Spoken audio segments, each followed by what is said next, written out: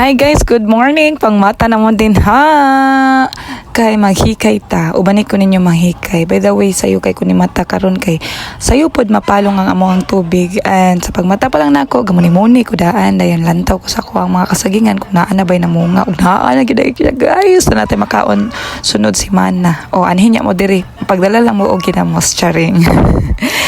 Nagkatawa ko sa self karon ba kay excited kay ko ni bangon kay magluto lagi niya pa adto na ako sa likod halal wala na akong sugangan wala akong sundang dayon wala pag steel wool halon sa man ko ni ang akong kabalaka na wala sa dihang nakainumdum ko atong pangbuhat namo atong mga bata pa mi kana gani magluto-luto guys then gamit ang lata then manguha lang dayon og bato kay para naisugangan mo inana mong gipangbuhat ug mo na akong gibuhat karon.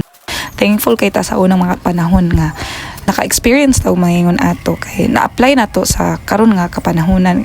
kay dili biya sa tanang higayon guys kay naatay gasol naatay kuryente no agree na lang gyud mo kay munay tinuod no kay dili sa tanang panahon na ata so kung wala naatay kinahanglanon nya wala din ha dapat gamito na to atong alimpatakan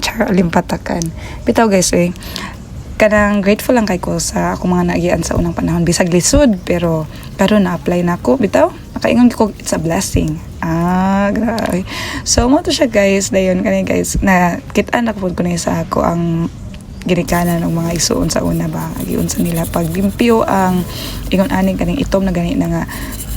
nga taklob or even lubot sa kaldero nya wala man mi still wala man mi kapalit sa una so mo na mong ginagamit but usually sa kanang